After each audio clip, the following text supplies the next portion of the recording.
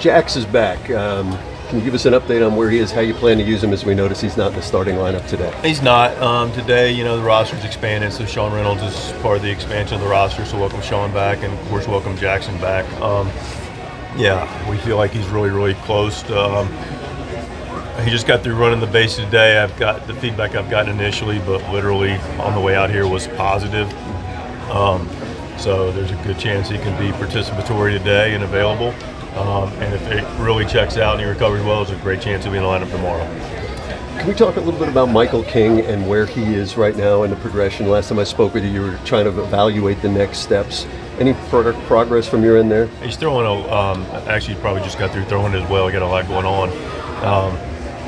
But he's throwing his side today and seeing how he feels and moves around. And based on that, we'll evaluate moving the next steps forward. But it's really going to see how he comes out today.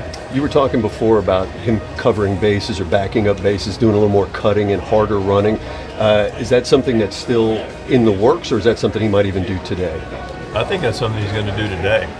He's going to move around a little bit and test to see how he handles the different movement patterns that come with pitching. Okay. Is there a timeline for him now? You've got Baltimore here, then you have Colorado, which is a tough place to play anyway.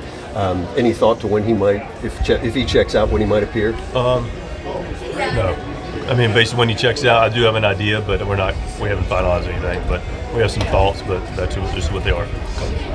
Did you say Merrill is available at the bench, or no? That's not. I'm going to find out soon as, he's on the roster. So, but based on how he gets through today, will determine his ability today from the medical side. But we're hopeful. Was running his last hurdle? Was it the last hurdle? Last hurdle, yeah. He's in Arizona. Had 2 really good days of live, Friday, Saturday. Yesterday, recovery day. And defense through the bases.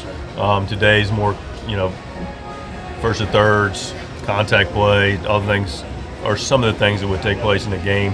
And checks that box, he's ready to go. I know you were not going to rush him back in the first place, but just what's the sense when you have Ramon Laureano producing the way he has out in center field defensively as well? Jackson's an elite center fielder. Ramon's done a nice job, but Jackson's one of the best center fielders in baseball, so he'll go to center field.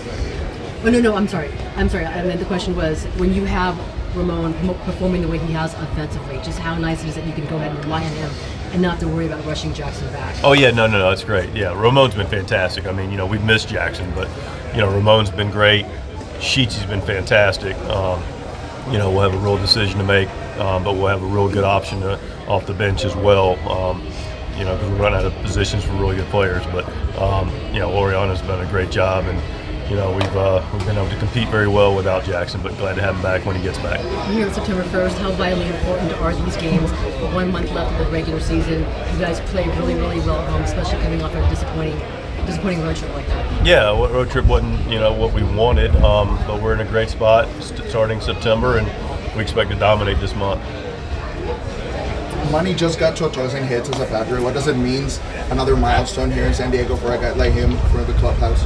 Say that again? Marty just got to 1,000 hits. Oh yeah, as a yeah, Padre. yeah. What does it mean? A guy like him getting another milestone here in San Diego. It means a lot. It means a lot to this organization. I feel great about the history of the Padres, and what we're looking to accomplish here is having players that the city can identify with. Like the Tony Gwynns, the Trevor Hoffmans, the players that people grow up watching, follow for 8, 10, 12, 15 years. And we've got a core of those guys, and those guys win together, and they also create an identity and relationship with the city, which Manny has, and it's just a lot of positives to it.